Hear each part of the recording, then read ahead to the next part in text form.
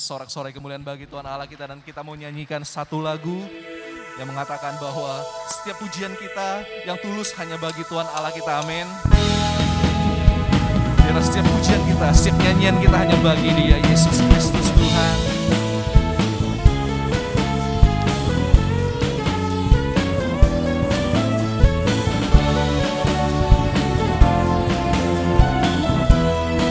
Bersama-sama kita nyanyikan.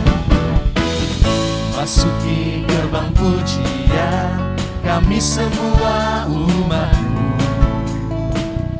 betapa bahagianya berjumpa dengan Bapa dan menghadap tahta-Mu, dan menghadap tahta-Mu membawa korban pujian, naikkan doa penyembahan hormatnya,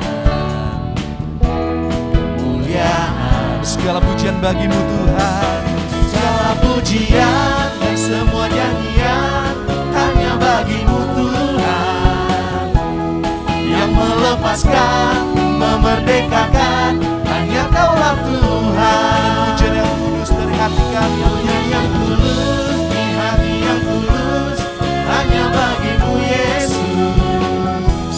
Tuhan yang kuasa, yang maha kudus, hanya Kaulah Yesus. Masuki gerbang pujian kami semua umat-Mu, betapa bahagianya berjumpa dengan Bapa dan menghadap tahta-Mu membawa korban pujian, naikkan doa penyembahan hormat dan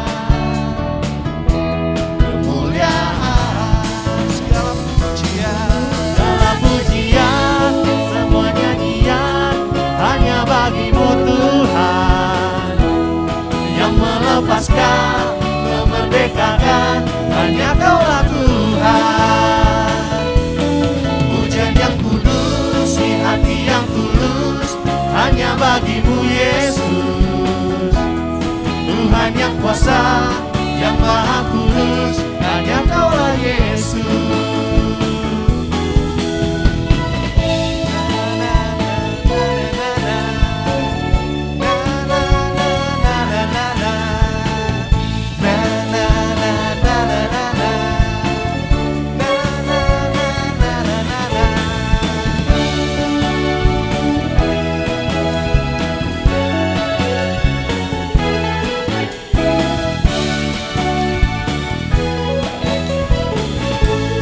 Segala pujian bagi Kau Tuhan, semua nyanyian hanya bagi-Mu Tuhan, yang melepaskan, memerdekakan, hanya Kaulah Tuhan. Pujian yang kudus di hati yang tulus hanya bagi-Mu Yesus. Tuhan yang kuasa dan maha kudus, hanya Kaulah Yesus. Tuhan yang kuasa, Tuhan yang kuasa dan maha kudus, hanya Kaulah Yesus. Tuhan yang kuasa dan maha kudus, hanya Kaulah Yesus.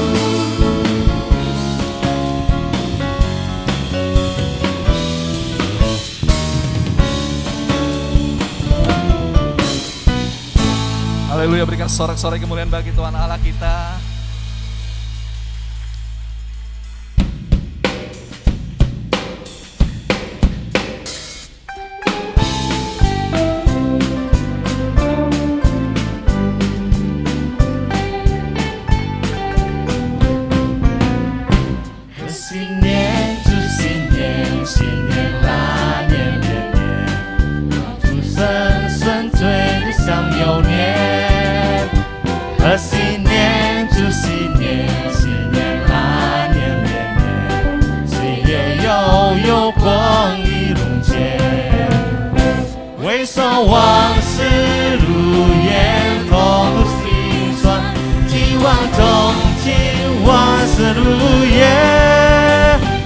新年祝新年，新年拉年连年，过个太平年。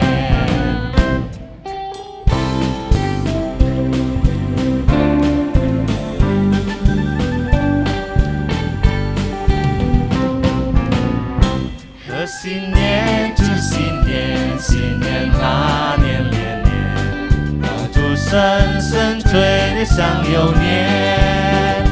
贺新年，祝新年，新年那年连年，岁月悠悠，公益如前。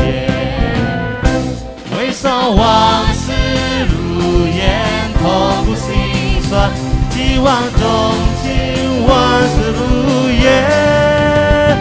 贺新年，祝新年，新年那年连年，愿大家都过个太平年。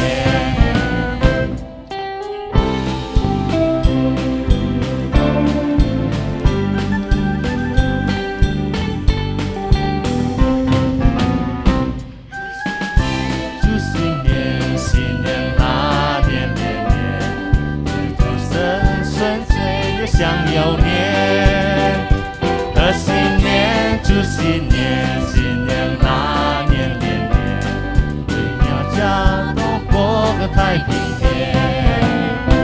回首往事如烟，痛苦心酸，希望中情，万事如愿。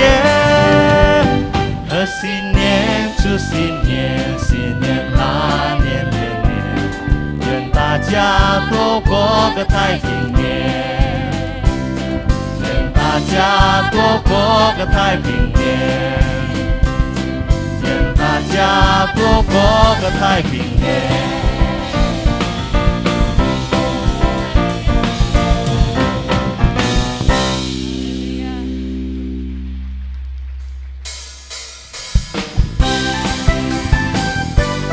过新年，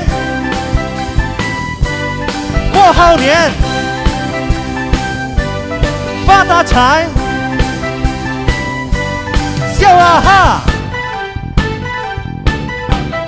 来来来，我们过新年，满泪春风迎新年，早日新年好，我们大家都有希望。来来来，我们过新年，恭喜新年多益丰盛，今年大家都发大财，大家快乐的笑哈哈，大家握手起握手，一声恭喜恭喜，红包一次送过来，大家举杯饮酒散，一声扬声扬声，来来来，我们过新年，家家户户烧鞭炮，马路上马路小黄旗，大家快乐的笑欢年。嘿，嘿，嘿吼嘿，嘿，嘿，嘿吼嘿。满了春风迎新年，今年一定不新年好，我们大家都有希望。来来来，我们过新年，丰盛新年多益丰盛，今年大家都发大财，大家快乐的笑哈哈，大家握手起握手，一声恭喜恭喜。红包利是送过来，大家举杯饮酒赏，一声扬声扬声。来来来，我们过新年，家家户户烧鞭炮，马路上马路上黄旗，大家快乐的快乐年。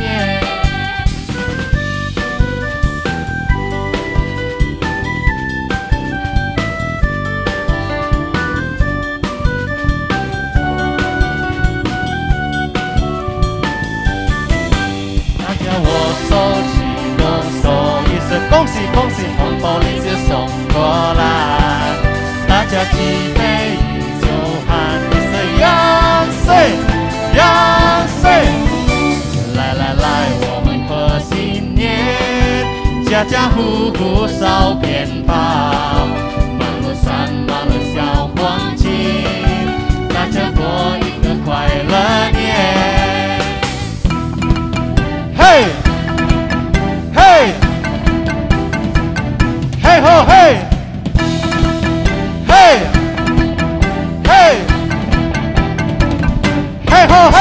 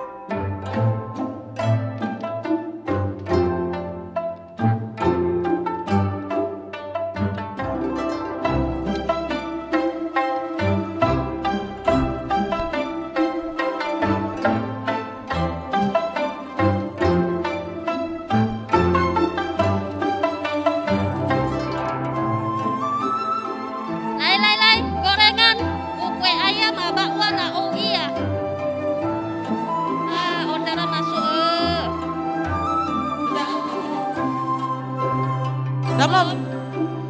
Beli 2 gratis. Apa nih? Jadi ini bayar ke gratis benda nih? Beli 2 gratis apa ya belum tahu. Dan aku mau promo. Lilin. 2.000 aja. Wah, seng liho pasti gorengan aku laku nih kalau hujan nih. Lalu macam mana aku nak kaya kalau hujan nih? Udahlah laki, punya laki macam itu untuk. Nggak bisa. Alah, apa nih? Baru gak hujan dan panas. Belilah es lilin, beli 2 dapat. Beli 5 pun dapat. 2.000 aja ya. Beli ya.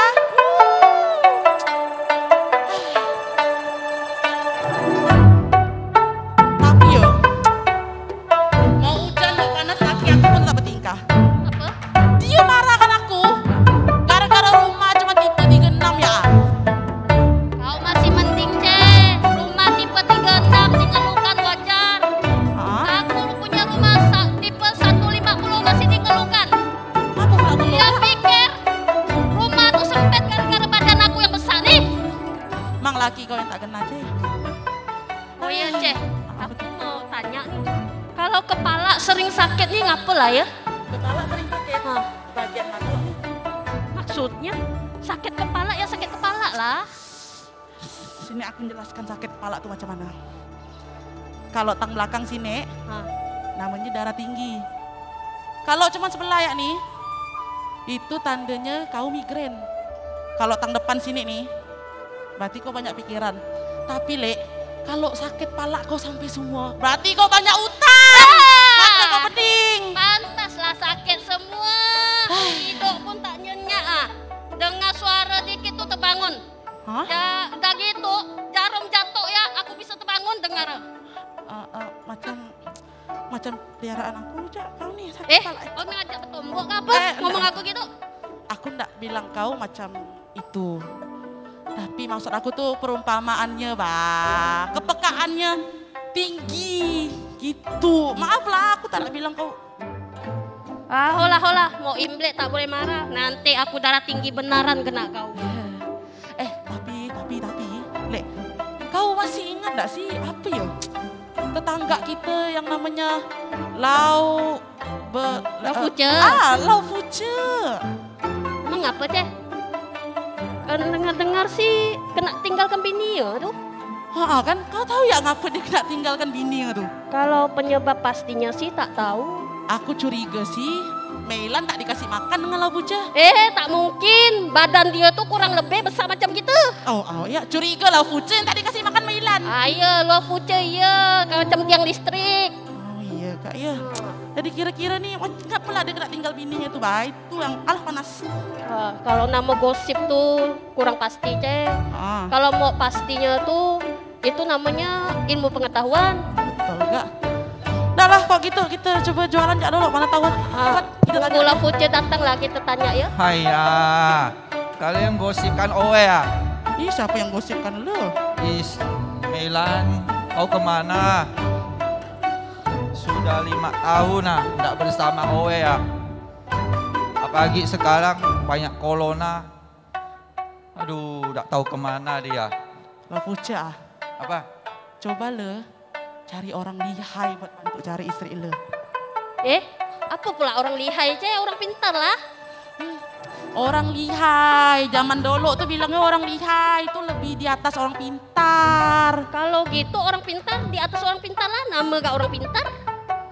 Kali lah, tahu gak ya? Buat apa sih cari orang lihai, orang pintar itu? Dia sih bisa cari istri le ha. Hah? Yang benar lah. Mungkin Meilan udah mati kali ya. Kau doakan bini kau mati dah. Aduh, terkejut. Itu Owe sih tak doakan. Owe selalu doa dia sehat selalu. Semoga dia masih hidup. Oh, bilanglah aku kira kau doakan dia mati. Ya kira-kira aja baca. Nama juga udah lama tak berkabar. Bagi cari lah, Cek. Masa kau biarkan ngeluh tanpa tindakan tuh percuma.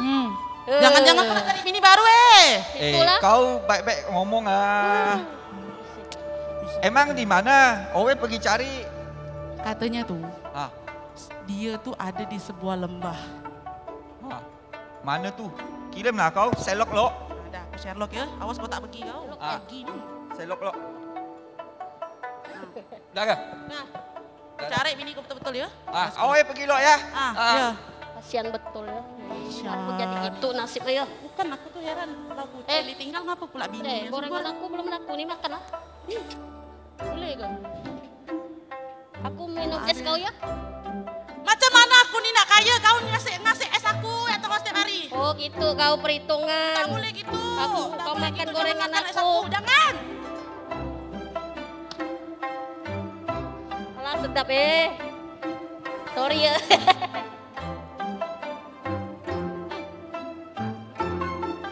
Naman gorengannya benar. Siapa lo? Siapa tak kenal ya jual gorengan tuh? Aduh, hai. Jadi dah berapa aku jual nih? 2.000 ya. Oh. Susah buka nih es kau nih. Kau udah bilang jangan kualat kau sama Ate. Belum gak laku satu kau udah makan 10 tadi pagi. Gorengan aku udah kau telan, Cek. Bergegar kami. Tak tambah le.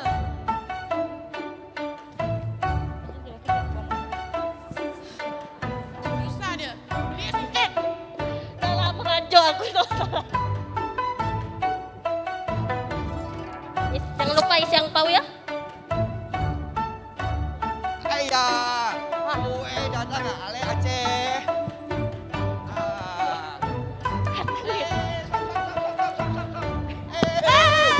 Ayah. Aduh Tialek. Aduh, dia kacau aduh. Kau bawa siapa Lau Puce? Aduh. Sakit apa tak Owe? Cengin Tialek. Ya, Owe udah bawa orang pintar yang kau bilang Alah, ngapa jauh-jauh kau bawa Sifu? Kasihan Sifu kau nih memanglah suka menyusahkan, repotkan orang Tinggal kau kasih nama istri kau, bisa hitung bah. Nya. Tahu dah dia. Marah dah Sifu gara-gara kau tuh. Kau tak nengok muka dia seram kayak gitu Dia punya alis macam tsunami. Kalian jangan tak sopan sama Sifu. Kau ngunyah, cepat kau ngomong.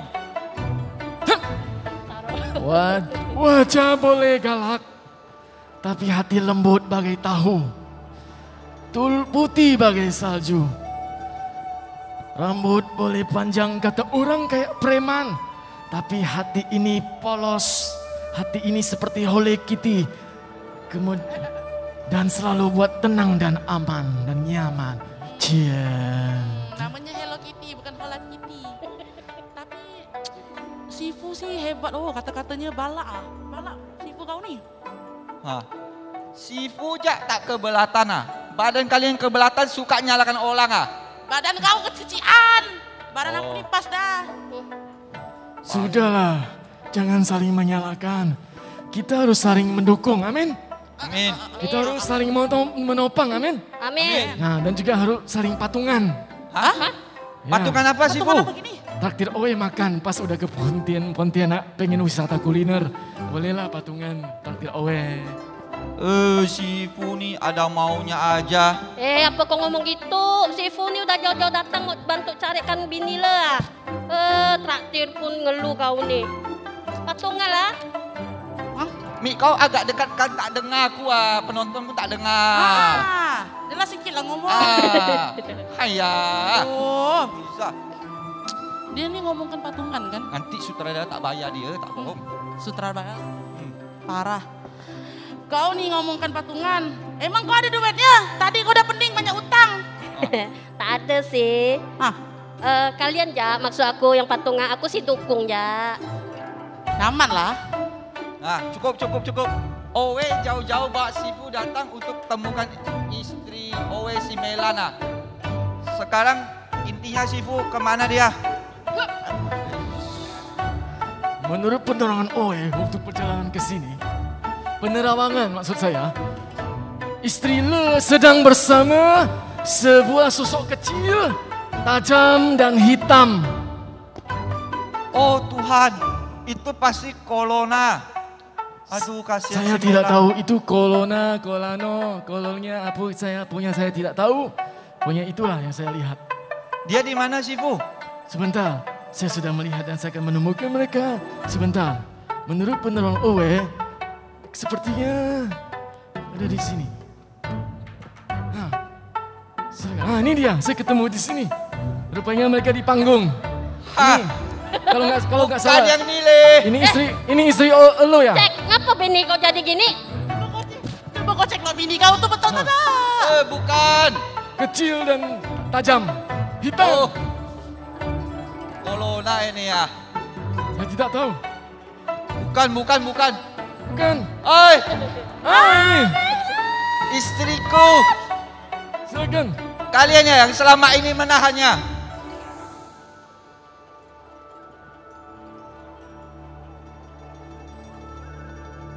Hei, jangan asal menuduh ya. Justru kami yang selama ini menjaganya.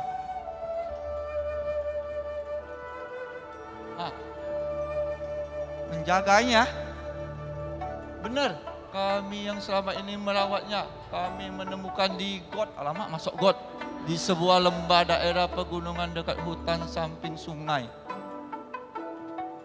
Banyak tuh temanku tak besak-besak selama ini, jatah makan diambil dia. Oh, dah lihat diriku, kulit jadi gelap. Kebanyakan jemur karena matahari. Karena pergi mencari makanan buat dia sampai rambut pun tak terurus. Oh, udah buat baik malah dituduh. Kolona lagi. Kalian dari tadi ngomong pakai LED, tak bisa bicara langsung ke? Bisuk ke kalian tuh?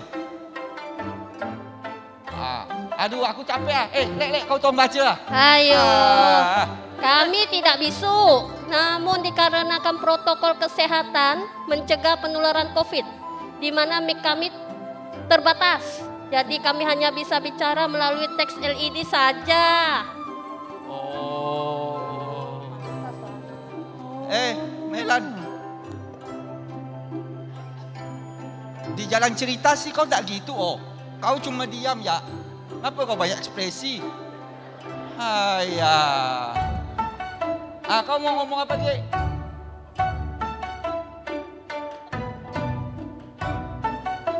Jadi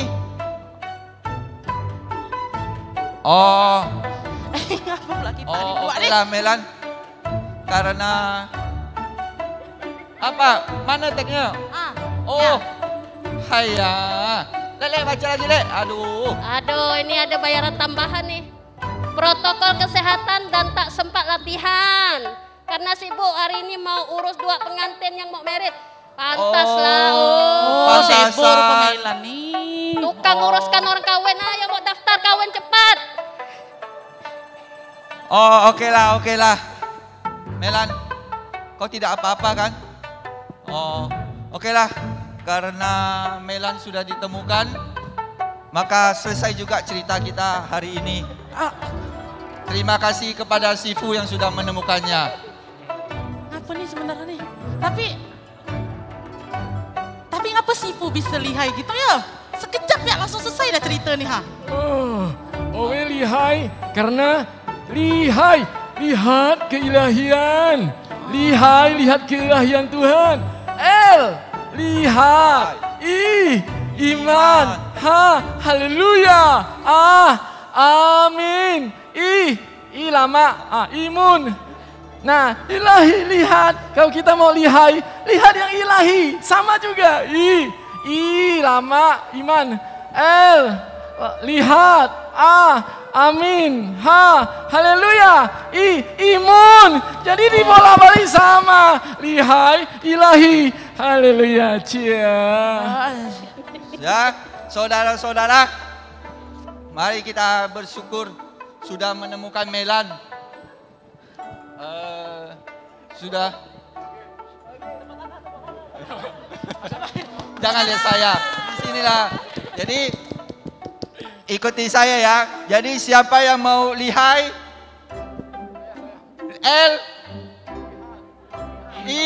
Iman. Haleluya. Amin. Supaya lihai harus lihat yang ilahi.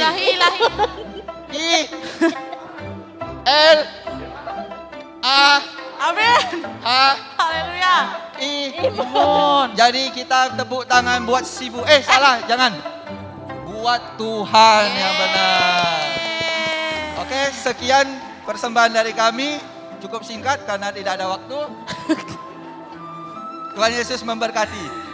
Oke. Nah, saudara yang terkasih, mari senantiasa arahkan mata kita terus memandang Tuhan, keilahiannya, kemuliaannya di dalam hidup kita, saudara. Apapun yang terjadi dalam situasi apapun, tetap percaya dan tetap melihat kebesarannya. Kuasa dan kasih-Nya yang ajaib tak berkesudahan menyertai kita selama-lamanya. Tuhan yang adalah Bapa dan sahabat kita semua. Haleluya, berikan kemuliaan bagi Tuhan kita.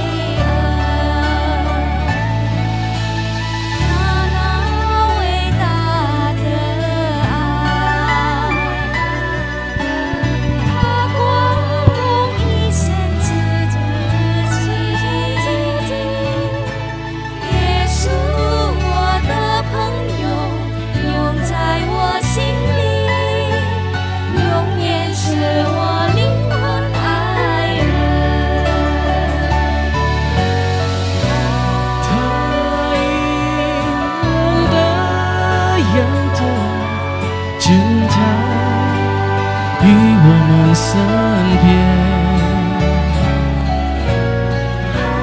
我们成为朋友，我们同在一辈子都会在一起。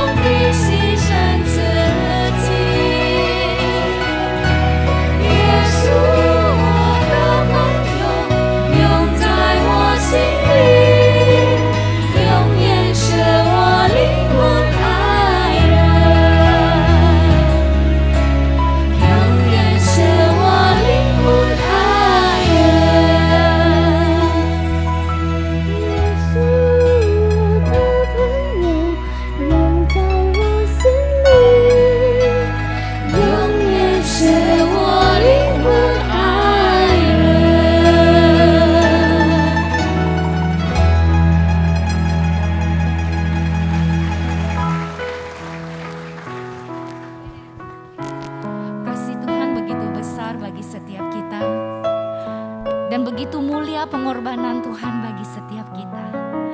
Dia adalah satu-satunya jalan, kebenaran dan kehidupan. Dia adalah Tuhan Yesus yang kita sembah. Mari saat ini jemaat Tuhan sama-sama kita bangkit berdiri. Kita memuji akan kebesarannya. Kita menyatakan sungguh besar kuasa-Nya. Ajaib, kekal dan perkasa. Yesus, Kau Tuhanku, ku menyembah-Mu. Jalan kebenaran dan hidup. Sungguh besar kasih-Nya. Sungguh besar kasih-Nya. Mulialah pengorbanannya. Yesus sahabatku, Kau di hatiku, kekasih jiwaku selamanya. Sungguh besar kuasa-Nya. Ajaib, kekal dan perkasa. Yesus, Kau Tuhanku, ku menyembah-Mu. Jalan kebenaran dan hidup. Sungguh besar kasih-Nya.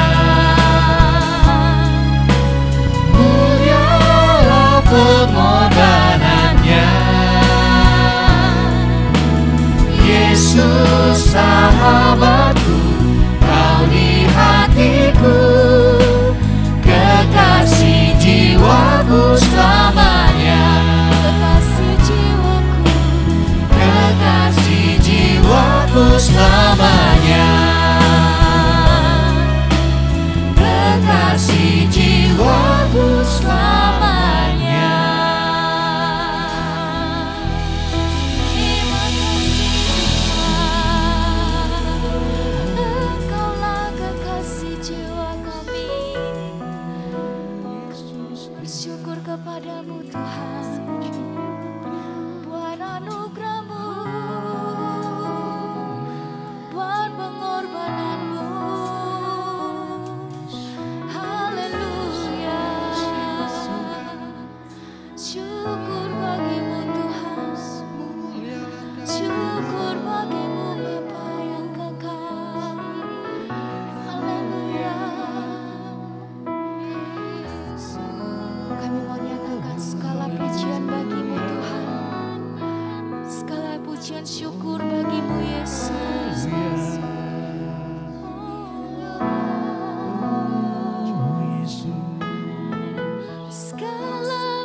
pujian, syukur bagimu. Kau hadir dalam hidupku. Kini ku datang sujud di hadapanmu, memujimu, menyembahmu, Yesus, ku menyembahmu.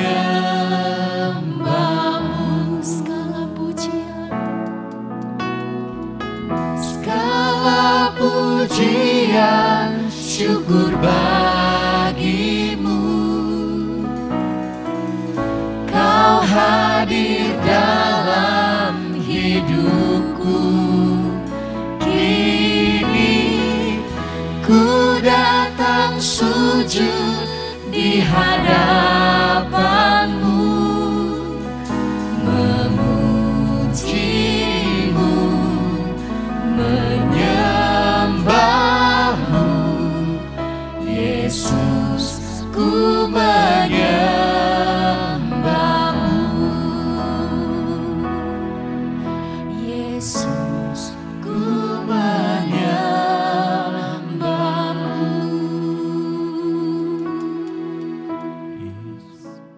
Ya, silakan duduk kembali Bapak Ibu yang dikasihi Tuhan. Luar biasa hari ini, tadi ada apresiasi dari anak-anak Sincia, ya, walaupun singkat tapi minimal memberikan beberapa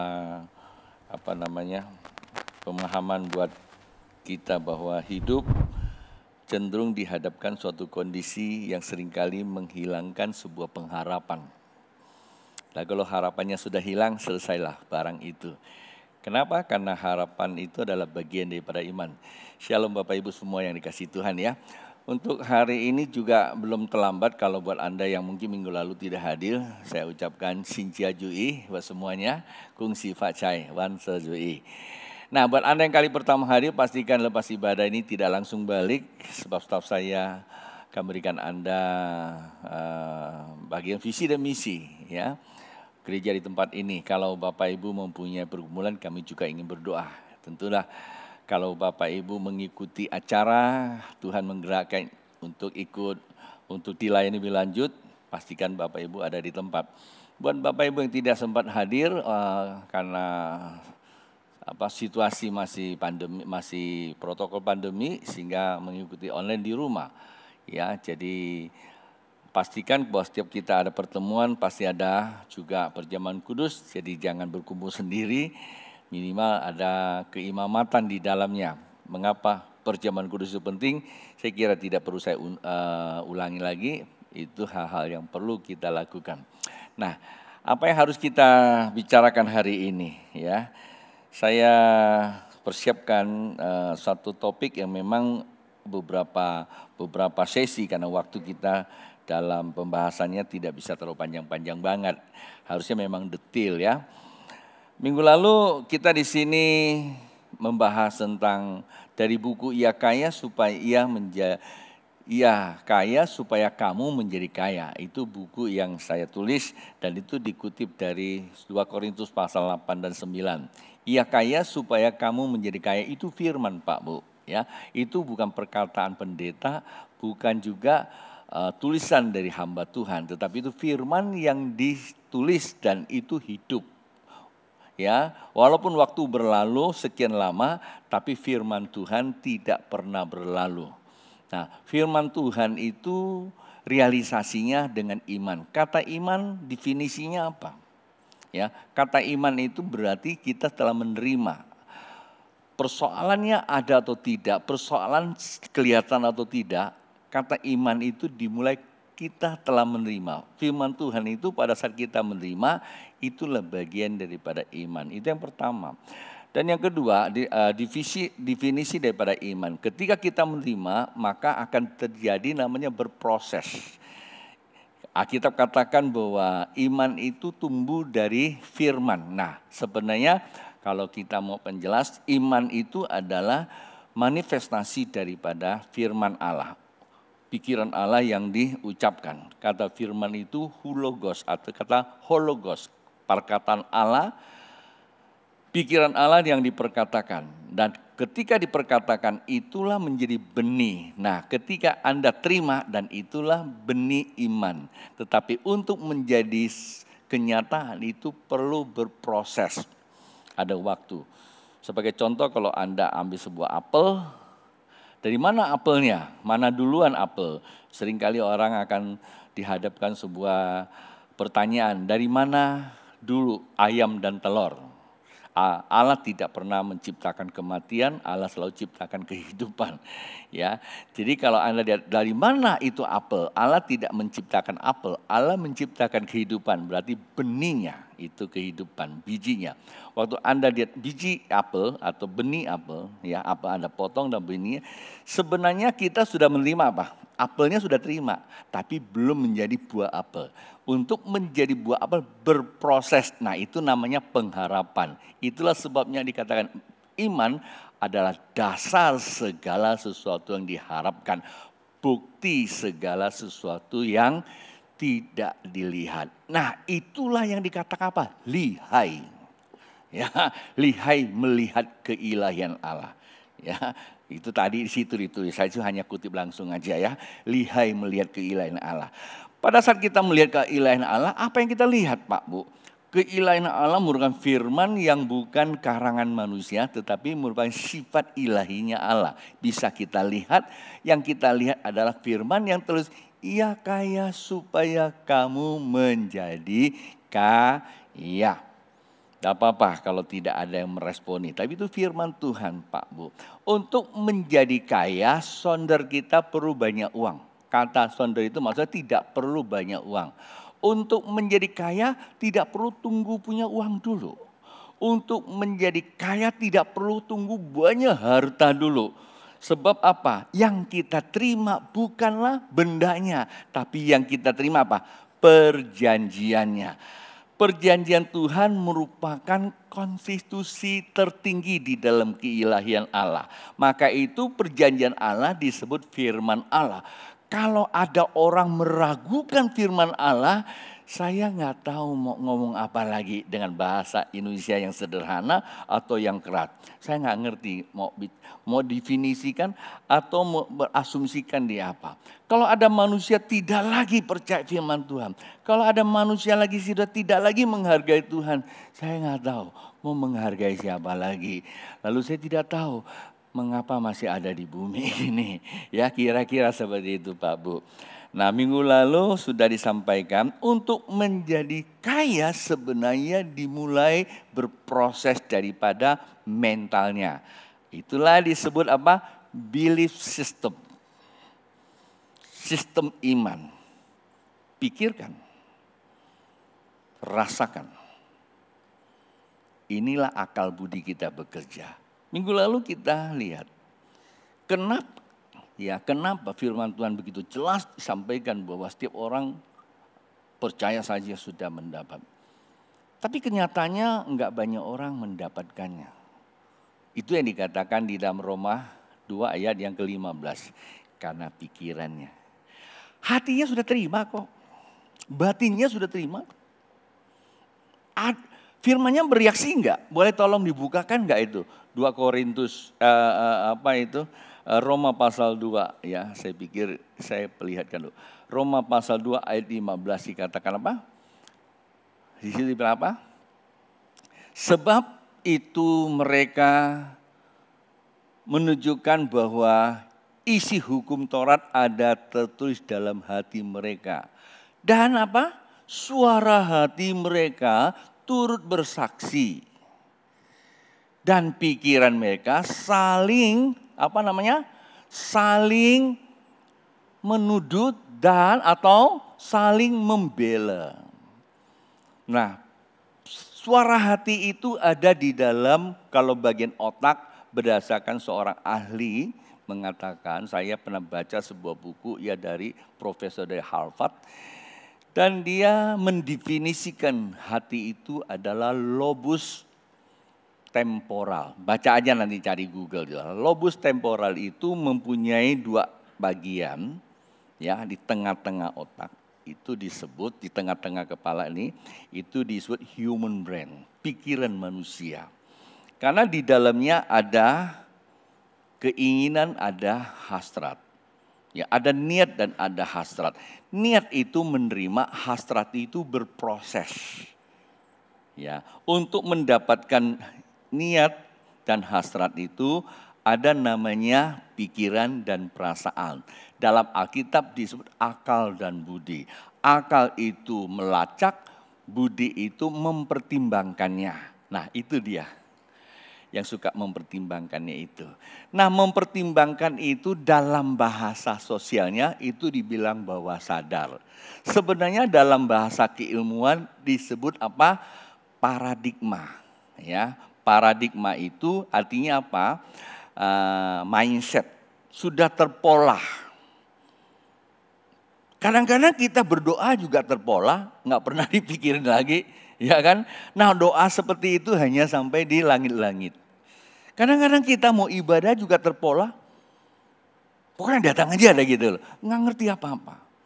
Ketika hadapi satu goncangan langsung bubar, karena nggak ngerti gitu. Nah, itu dikendalikan bawah sadar yang negatif. Nah, di situ. Padahal suara hati itu adalah firman yang bersaksi. Yang bersaksi. Kalau firman Tuhan itu bersaksi, itu ilahi. Allah berbicara. Pak, Bu, Tuhan bukan tidak berbicara kepada kita. Maka itu kekayaan itu saya tidak selalu masuk kepada benda. Walaupun realitanya orang yang kaya mental pasti juga benda.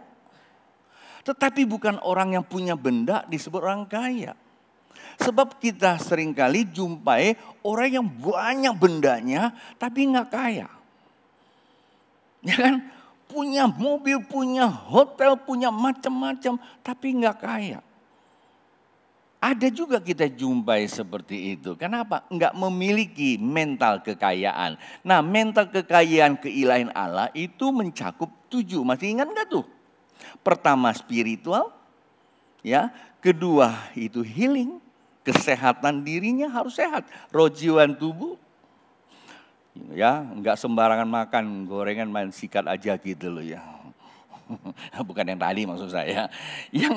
Yang ketiga itu baru bicara apa? Development, ya, personalnya. Ada pengembangan dia terus menerus menjadi serupa dengan Allah. Itulah namanya kaya. Orang kaya itu mau belajar. Belajar sama siapa? Belajar kepada sesuatu yang belum dia ketahui. Itu namanya pemuritan. Melalui siapa? Melalui alam semesta ini. Zaman dulu belum ada guru.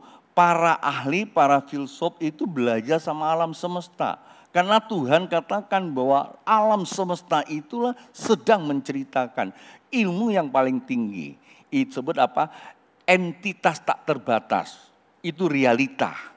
Walaupun kita nggak bisa menerjemahkan. Dan para ahli dari situ dia dapatnya. Nah, itulah alam semesta menceritakan kemuliaan. Belajar. Mungkin dari monyet. Kalau dulu kami diminta belajar dari monyet. Ya, itu macan waktu kungfu. Ya, itu semua cara filosofisnya ada, Pak, Bu. Perlu belajar. Kadang-kala kita belajar sama anak-anak. Tuhan juga katakan belajar sama anak kecil. Digendong, ditimang, ya. Sedang nangkep dia, sedang menerima. Dari nol, dari proses embrio, proses sperma sampai kepada indung telur. Ketika dia terjadi berproses dan saat itu sudah mulai dia merekam. Karena pertama kali Tuhan begitu membentuk menurut para ahli itu 86 neuron, 86 miliar neuron otak manusia. Kalau mau dibilang sebesar apa sih komputer, kayaknya Pulau Kalimantan nggak bisa tanding tuh. Nah, itu besar banget itu ya komputernya. Dan itu betul Pak Bu ya. Oke, saya yang membuat orang nggak bisa mencapai rencana Tuhan ayat yang ini. Jadi kita terus berurusan sama ini. Caranya gimana? Saya menggunakan bahasa teologis yang sederhana itu ada di dalam Yosua 1:8. Apa itu? Katakan, renungkanlah firman Tuhan siang dan malam. Artinya apa? Jangan ada putus waktu, otak ini connect kepada keilahian Allah. Maka kita bisa bertindak apa? Hati-hati. Kata hati-hati itu akurat. Kita tidak lagi mempertimbangkan, tidak lagi kita menjadi saling menuduh, saling membela siapa yang benar. Enggak lagi. Setiap keputusan berdasarkan hikmat adalah keputusan yang memang benar adanya. Walaupun terkadang keputusan kita risikonya berat, sakit banget. Tapi tidak apa-apa, kesakitan bukanlah penderitaan. Kesakitan itu merupakan sebuah proses menuju kepada kemuliaan Tuhan. Orang yang berani menghadapi sakit adalah orang yang menuju kepada kepintaran atau lihai. Bagus tadi dia nggak berani cari orang pintar. Kalau pintar itu ada di gunung. Ya, dia cari orang lihai. Ya, orang lihai itu adanya di kampus. Ya. Lalu hari ini kita mau belajar apa? Saya selesaikan hari ini punya saja ya.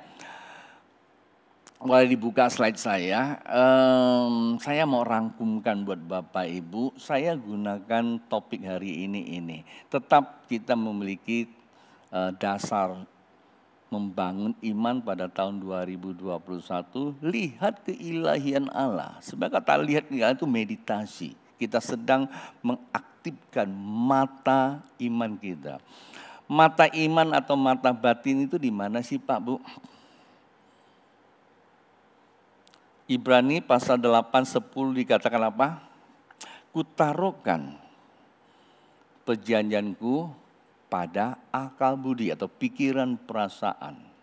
Dan kutuliskan dalam hati. Mata batin atau mata hati itu adalah pikiran dan perasaan. Waktu Anda berpikir itu artinya Anda melihat. Belum terjadi apa-apa. Belum, karena baru lihat. Tapi pada saat waktu Anda mulai merasakannya, itu sudah mendadak Anda klik. Seperti kita lagi ambil foto, ya optiknya sudah mulai obsesi gitu. Kalau Anda tidak klik, enggak masalah. Tapi begitu kita klik, terjadilah ada pertukaran wilayah lensa ya, dari luar pindah ke dalam. Maka Anda suka tidak suka masuk ke dalam. Tanpa Anda sadar tiba-tiba satu hari terupload masuk di media sosial, hancur Anda. Ya, ada yang pernah kejadian istrinya lagi mandi keluar dia kleksek gitu dia tanpa sadar tahu-tahu terkeluar. Nah, itu dia akhirnya berurusan sama hukum IT ya. Sekarang jangan coba-coba lagi. Dulu mungkin boleh, sekarang jangan. Iseng kan foto suaminya, iseng foto si anak-anaknya yang mungkin begitu. Hati-hati salah pencet langsung masuk ke dunia ya media sosial itu. Ada ngalami seperti itu. Oke, nah saya mau baca apa? Itu tadi kata tentang lihat. Lalu topiknya sini nih. Imanku menentukan kehidupanku. Nah, itu dia. Jadi Pak Bu, kenapa kehidupanku biasa-biasa? Persoalannya ada di iman. Einstein berkata begini, orang yang tidak waras, ya, orang yang tidak waras begini, melakukan sesuatu yang terus-menerus tapi tidak ada pertumbuhannya. Lalu nikmati lagi gitu, itu tidak waras. Orang yang waras itu kalau melakukan sesuatu tapi tidak ada berproses, dia sadar bahwa ini ada konslet iman. Belief sistemnya ada masalah. Maka nggak perlu urusi apa yang dilakukan. Yang diuruskan itu adalah mindsetnya, pikirannya terlebih dahulu. Nah, itulah sebabnya dikatakan bahwa imanku yang menentukan kehidupanku kini maupun masa depan. Kalau kita bicara masa depan mungkin kita belum bisa lihat. Itulah sebuah proses pengharapan. Itu namanya iman. Tetapi mungkin hari ini belum jadi realita. Tetapi hari ini kalau Anda berani memperkatakan dan itu sudah menjadi berproses iman, minimal ada yang dengar. Waktu saya sedang ceritakan tentang sebuah berproses pembaharuan pelayanan, yang dengar adalah Pak Yos Lamel. Ketika Pak Yos Lamel dia mendengar dan dia mengeraminya, dalam 3 bulan kemudian terjadi sebuah ledakan realita. Dan dia sebelum meninggal 4 hari sebelumnya telepon saya, dan hampir mungkin sudah 100.000 orang yang sudah diinjili terima Yesus. Mungkin kita akan bertanya, kemana mereka pergi? Kok enggak di gereja? Persoalannya dia tidak membawa jiwa ke gereja. Dia sedang membawa jiwa kepada Tuhan. Terkadang kita terlalu banyak komentar yang negatif. Pertanyaannya, berapa yang Bapak Ibu ceritakan Injil pada orang?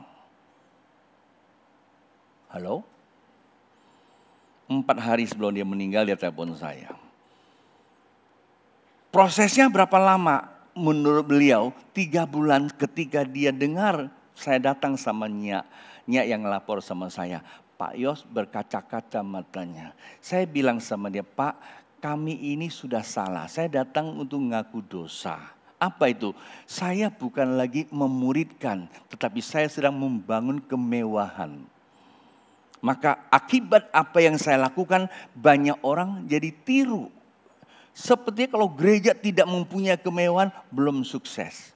Itu konsep yang negatif. Tuhan kasih tahu sama saya. 3 pertobatan pernah saya alami, saya datang ke beliau. Pertama saya bikin KKR, kesembuhan macam-macam, ribuan orang hadir. Tuhan bilang, kalau kamu teruskan lagi, kau tidak akan bisa lihat aku. Aku berhenti. Lalu aku cerita sama beliau. Apa itu, Ton? Pendekatan one on one. Tolong dong bikin seminar. Kami bikin seminar di Puncak, hadir 200-an hamba-hamba Tuhan di situ. Banyak yang ikut loh. Yang temenin saya pelayanan sana. Pak Yos sebagai orang yang sangat rendah hati, dia adalah bapak saya. Nah itu sebenarnya kekristenan. Jadi iman kita yang menentukan Pak Bu. Hari ini Pak Bu, kalau kita belum menemukan apa yang menjadi keinginan kita, jangan berputus asa. Itu namanya sedang berproses. Ya, keinginan itu sesuai dengan pikiran dan perasaan. Pastilah satu hari hasratmu akan menstimulasi, hasrat kita itu energi, dan dia akan berstimulasi, bersenyawa kepada seluruh organ tubuh kita. Otot, otak semua bekerja, dan ada buah reaksi namanya, ada reaksi energi. Waktu kita sedang berdiri saja kebaikan akan datang. Seringkali Nyak ngomong sama saya begini, iya ya kan baru pikir, baru ngomong itu barang sudah ada. Tuhan itu sangat baik. Anak saya dan menantu saya ngomong begini, kalau pergi sama papa itu enak banget. Kenapa? Nggak pernah ngalami kesulitan namanya parkir. Walaupun macet dan ramai, pasti ada parkir. Karena apa? Begitu papa keluar dari rumah, kita punya tempat parkir. Saya belum sampai sana, otak saya sudah ada di sana. Pikiran saya di sana. Pak Bu, hari ini kita nggak bisa lagi ke Israel. Yang bisa bawa kita ke apa? Jen. Enggak Pak Bu, banyak orang punya jen belum pernah pergi. Tapi pikiran saya, tiap hari saya bisa bertamasya di Israel. Teman saya jadi tour leadernya sekarang. Tiap malam dia kirim berita-berita ya tentang berjalan di mana-mana. Oke, ya terlalu lama saya bicara di sini.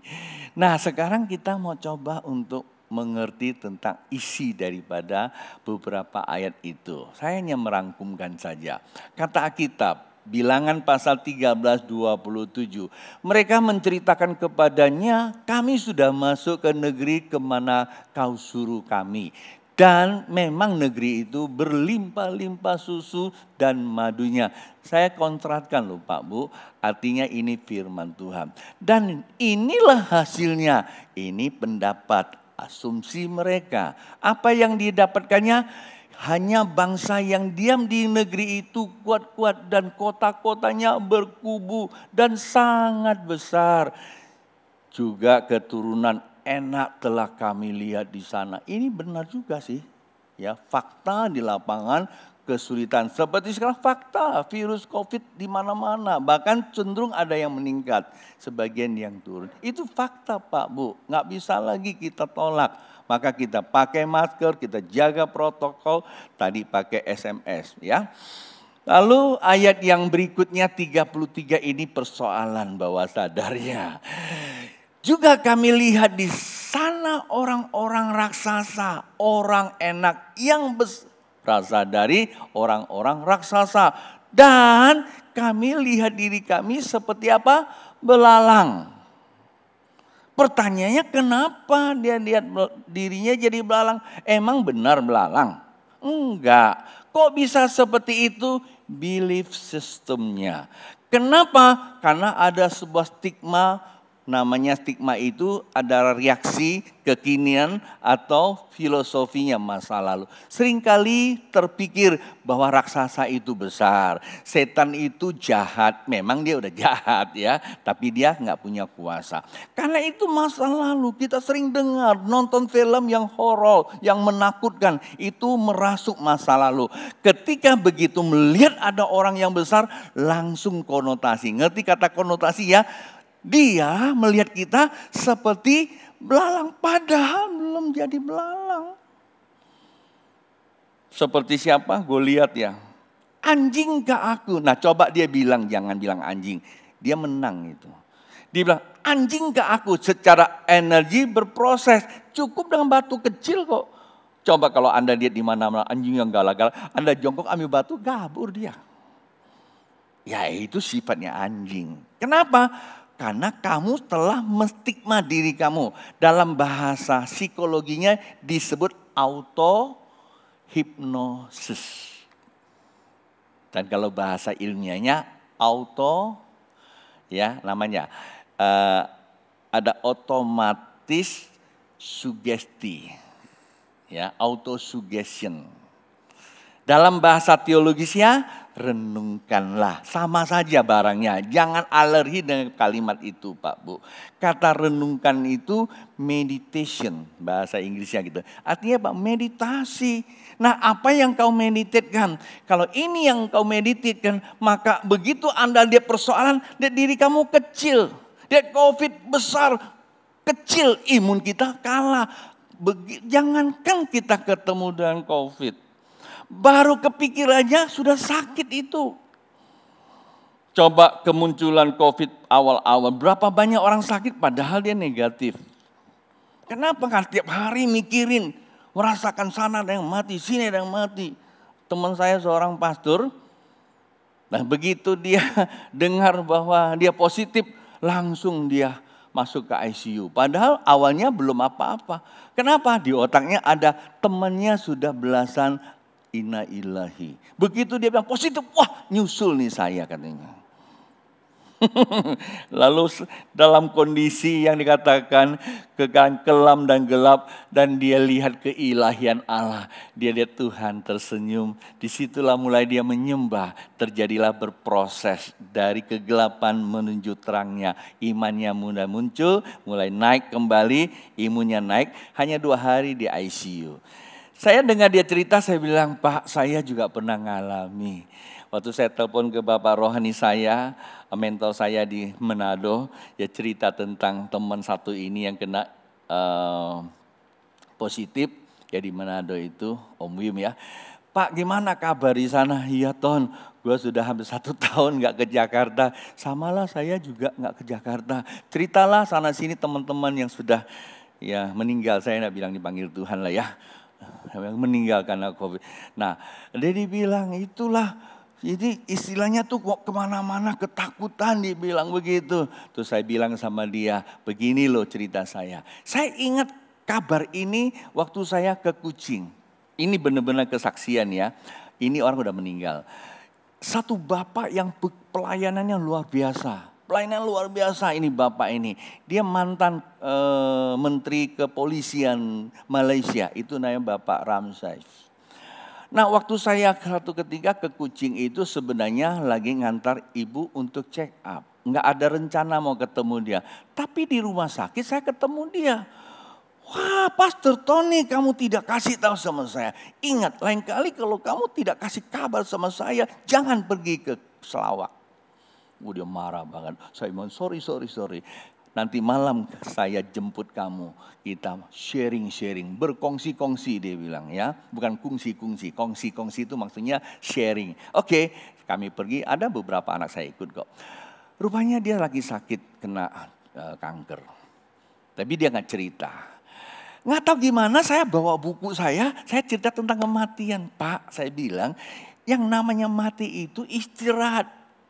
Tidak tahu apa-apa lagi. Pada saat sangkakala ditiup nanti bangkit. Dia haleluya. Rupanya dia lagi takut kematian.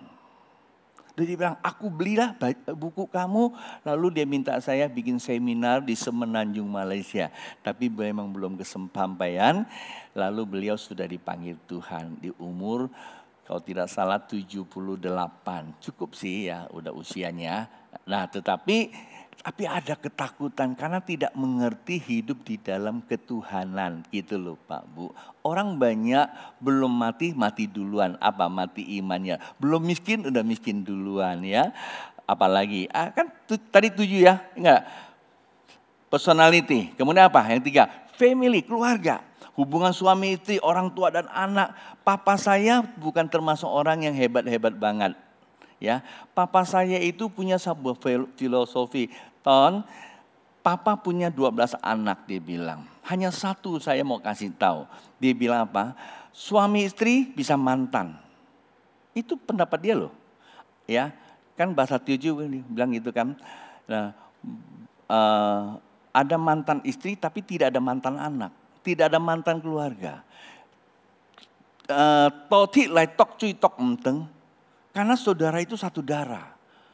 Apapun boleh terjadi tapi tidak boleh terjadi persengketaan. Ketika kamu terjadi persengketaan, papa punya mata nggak akan tutup saat waktu mati. Itu saya pegang banget. Kami punya 12 saudara. Memang nggak terlalu akrab sih. Tetapi yang namanya hubungan, kami semua baik-baik. Sampai papa mama saya dipanggil Tuhan. Kami semua baik-baik. Nah ini bicara family. Kekayaan itu terletak pada hubungan suami istri. Godaan terlalu banyak ya.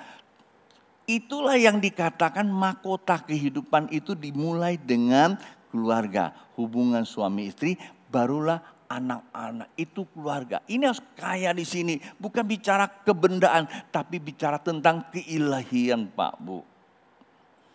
Yang paling banyak masalah itu bukan hubungan sosial, tapi hubungan keluarga. Suami istri, kakak dan anak. Kakak adik, papa, orang tua dan anak. Betul nggak? Karena orang tua itu bawel. Ya, bawel bukan jahat. Memang itulah kebiasaannya. Mama saya bilang sama gini, kan nama saya Akiang. Kiang, kita Ai, kan saya panggil dia Ai. Ai si cuy-cuy, tapi Ai sim si hobo. Terus saya balas lagi dengan firman Tuhan, sim kan thèm tiêu, what thầy iya cuy dia. Firman Tuhan ngomong gitu kan, sim kan thèm tiêu yang what thầy kan cuy, tolonglah cuy mah kek what cek cuy dia itu. Hebat juga dia. Maksudnya jangan terlalu banyak ngomong. Tapi itulah realita kehidupan. Jadikanlah itu sebuah nasihat begitu ya. Kadang-kadang ada bahasa yang enak, ada bahasa yang tidak enak buat kita. Ini dalam apresiasi Cynthia, anggaplah saya sedang memberikan sebuah wiyangan dan nasihat buat Bapak Ibu. Nah itu sangat penting sekali. Lalu pertanyaannya, saya cuma mau ajak lihat di sini. Orang-orang yang diutus untuk melihat keilahian Allah, perjanjian adalah tanah perjanjian. Mereka ini semua yang lihat masuk enggak? Enggak masuk. Apa sebab? Apa yang engkau lihat dan engkau imani itu yang menentu akan datangmu. Bukan hanya dia, generasi ke generasi. Sampai hari ini Anda kalau mau berterus terang jujur datang ke Israel, Anda tidak pernah melihat keturunan dari semua ini. Di Israel tinggal 3 generasi, 3 suku yang ada. Yahudi, Yehuda namanya. Dan saya nggak punya waktu jelaskan itu. Dan akan sampai keturunannya. Karena Anda sedang mengutukin diri kamu. Anda sedang menstigma diri kamu dengan sebuah perjanjian Allah. Maka itu Alkitab katakan kalau engkau kaya, jangan bilang, oh enggak saya orang miskin. Hati-hati firman Tuhan ngomong kaya kok. Bilangin dulu sesuai Alkitab. Kalau belum terjadi itu namanya berproses. Ya, ini satu hal yang saya mau sampaikan. Jadi berlawanannya begini, memang Tuhan punya janji, itu yang pertama. Dan yang kedua, memang ada sebuah realita kehidupan. Ya, mari kita melihat realita kehidupan, tidak boleh kita counter dengan Allah, tetapi malah ketakutan. Beda loh ya antara mereka dengan Yosua atau Daud. Daud begitu melihat Goliat yang besar, aku datang dengan Tuhan. Nah ini dia nih, si Yosua nih. Nah Yosua lihatnya gimana? Tetapi Yosua bin Nun dan Kaleb bin Yefun, yang termasuk orang-orang yang telah mengintai negeri itu, mengoyakkan pakaiannya dan berkata kepada segenap umat Israel, negeri yang kami lalui untuk diintai itu adalah luar biasa baiknya. Betul, sana juga bilang luar biasa. Tetapi kalimat berikutnya yang lain. Jika Tuhan berkenan kepada kita, yang pertama apa? Perkenanan Pak Bu. Kadang-kadang kita tahu ada suatu keadaan, tapi kita pakai ayat ini namanya pemerkosaan ayat. Ada memang ayat berkata, orang bijak melihat bencana harus menyingkir. Betul, saya tahu. Maksudnya sana ada gempa bumi, di situ terjadi banjir, terus tiba-tiba datang sana, itu namanya konyol. Tapi di sana ada gempa bumi, di situ ada banjir. Pemerintah sudah sediakan perahu untuk kita nyebrang. Tuh pemerintah, mari masuk tuh ke belakang. Orang bijak, nah itu namanya konyol. Anda sedang memperkosa firman Tuhan. Mengerti ya Pak Bu ya? Hari ini saya mencerahkan, bukan mencelakakan. Kita tahu memang ada virus tidak bisa berkumpul, betul. Pemerintah mengharuskan kita protokol. Kita menghilangkan ruang ibadah dengan fasilitas yang ada supaya bisa masuk sesuai dengan protokol. Ada penurunan kapasitas, tapi peningkatan biaya operasionalnya. Bayangin loh, habis ini ibadah servis kita semprot, sekali semprot berapa duit? Bukan pakai sabun itu, ya kan? Kemudian kita terima firman Tuhan, berikan perjamuan kudus, biasanya diambil harganya cuma ceceng mungkin ya. Sekarang jaga kesehatan pakai yang seperti ini, nggak tahu berapa nih. Kata Erna, B naik berlipat-lipat ganda. Soal naik itu bukan urusan saya. Urusan saya cuma kebenaran. Tapi bayangkan ada yang begitu berbeda, gak mau ke gereja masih rame. Itu namanya Anda tidak siap berproses, tidak menghargai otoritas pemerintah, firman pemerintah dan gembala. Tapi berhaleluya. Hayya. Nah, jika Tuhan berkenan, ya masuk ke kita. Ya, jika Tuhan berkenan kepada kita, maka Ia akan membawa kita masuk. Kalau berkenan, Tuhan bawa. Bilang sama-sama, Tuhan bawa. Hei, tahun 2001 banyak meramalkan susah, gak apa-apa. Memang itu kenyataan. Jikalau engkau berkenan, Tuhan bawa. Ya kan? Yang Tuhan bawa. Lalu apa dikatakan? Bukan hanya bawa tuh, lihat, memberikan kepada kita. Haleluya. Hari kemuliaan berhala kita. Ya, pagi berdiri Pak Bu. Tuhan Yesus, terima kasih untuk pagi hari ini firman Tuhan telah hamba sampaikan. Saya tahu Tuhan bahwa kami memang ada kesulitan untuk mengerti karena firman Tuhan terkadang disampaikan. Kami potong sana dan potong sini disebabkan karena kondisi waktu. Biarlah Tuhan sendiri yang bekerja oleh roh-Mu, hamba berdoa. Ketika ada sekatan-sekatan dalam memori pikiran mereka, kuasa keilahian Allah menghancurkannya. Satu hal yang hamba minta ia sesuai firman-Mu. Mereka akan mengalami energi kebenaran-Mu dan berproses menumbuhkan apa yang telah menjadi rencana Tuhan. Yang sakit mengalami kesembuhan, yang sedih ada penghiburan. Segala persoalan yang dihadapi sudah terjadi pengambil alian dari Tuhan. Dan saat ini juga mari Bapak Ibu kita mau adakan perjamuan kudus. Angkat rotinya, buka dulu. Roti yang telah Anda pegang sebagaimana firman Tuhan berkata, inilah tubuhku, perbuatlah setiap kali kamu memakannya sebagai peringatan akan aku. Pak Bu, perjamuan kudus itu adalah tanda persekutuan. Jikalau engkau percaya, walaupun ini roti tapi firman itu dikatakan tubuh, maka perjanjian itu akan terjadi. Diberkatilah roti ini di dalam nama Tuhan Yesus. Mari kita makan bersama.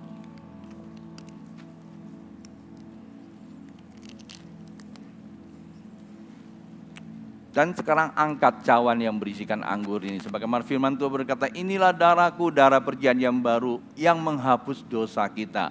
Kala kita mengangkatnya, di dalam nama Tuhan diberkatilah anggur ini. Mari kita minum bersama.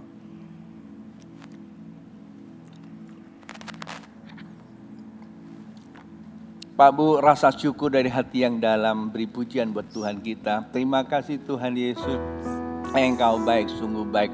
Amat baik, teramat baik ya Tuhan. Kami menyadari ya Tuhan bahwa Engkau yang baik itu selalu ada di dalam kami. Karenanya itulah kami akan nyatakan di dalam kehidupan kami. Mari tangan terangkat kita memberkati bangsa kita. Diberkatilah bangsa kami Indonesia, khususnya Presiden Joko Widodo, istri dan anak-anaknya. Bagi Presiden Ma'ruf Amin, istri dan anak-anaknya, dan para Menteri Indonesia Maju, serta Kabinet Negara, serta Lembaga Tinggi Negara, MPR, DPR, TNI, Polri, Jaksa Tinggi, Kehakiman, dan juga pemerintah daerah, gubernur, wakil gubernur, bupati, wakil bupati, camat dan lurah, sampai kepada tingkat RW dan RT. Kami serahkan kepada Tuhan dalam berkat perlindungan Tuhan bangsa kami. Secara khusus para tenaga medis yang bertugas di rumah sakit, puskesmas mereka, pelayanan kesehatan, Tuhan tolong mereka, bawalah mereka senantiasa untuk melakukan pekerjaan sosial, kesehatan, perlindungan Tuhan atas mereka. Demikian juga untuk para pengamanan yang mengamani kota, daerah di mana para satpam, hansip, Tuhan berkati mereka. Demikian juga mereka yang bertugas transportasi darat, udara, laut, serta mereka di dalam pelayanan transportasi publik, khususnya juga pelayanan sosial, baik itu radio pantai maupun juga mercusuar ATC yang mengontrol udara. Kami berkati mereka, khususnya mereka yang menghadapi bencana alam, bencana sosial, bencana-bencana lain yang mereka hadapi, yang mereka rasa tidak sanggup dan ditinggalkan. Ada kuasa keilahian Allah bekerja di tengah-tengah mereka. Jemaat Tuhan yang sedang berpergian menghadapi apapun, kami serahkan dalam tangan-Mu. Kami memberkati jemaat Tuhan di tempat ini, baik mereka yang online maupun yang onsite, di dalam kasih Tuhan. Jemaat yang dikasih Tuhan dan saya kasih, ibadah kita sudah selesai, dan sekarang pulang di dalam damai sejahtera Allah Bapa, cinta kasih Tuhan Yesus, di dalam persekutuan Roh Kudus. Yang percaya katakan, amin. Tuhan memberkati.